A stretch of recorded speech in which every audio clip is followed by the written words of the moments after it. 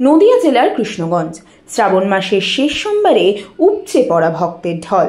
এশিয়ার দ্বিতীয় বৃহত্তম শিবলিঙ্গে জল ঢালতে ভোর থেকেই লাখো ভক্তের ভিড়। রবিবার সকাল থেকে নবদ্বীপের ভাগীরথী গঙ্গা থেকে গঙ্গাজল সংগ্রহ করে ৪৫ কিলোমিটার দীর্ঘ পদযাত্রা। হাতের ঘট, কাঁধে টেবল আর চোখে ভক্তি।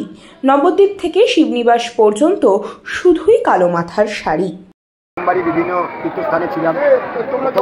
সোমবার ছিলাম জামালপুর, দ্বিতীয় সোমবার ছিলাম তারকেশ্বর, হেঁটে গেছিলাম। তৃতীয় সোমবার তারাপীঠে ছিলাম, আর চতুর্থ সোমবার শিবনিবাস, আমার পিতৃভূমি, এখানে আমার জন্মস্থান। আমি আবার আমার ঘরে ফিরে এসেছি। আমি বাবার মাথায় জল ঢালতে চলেছি। স্থানীয় বিশ্বাস, এই শিবলিঙ্গ অত্যন্ত জাগ্রত। মনস্কামনা পূরণের আশায় বছরের পর বছর ধরে চলছে এই জল ঢালার প্রথা। পুলিশি কড়াকড়ি, স্বেচ্ছাসেবীদের প্রসাদ ও জলের ব্যবস্থা, সব মিলিয়ে তীর্থের আবহ।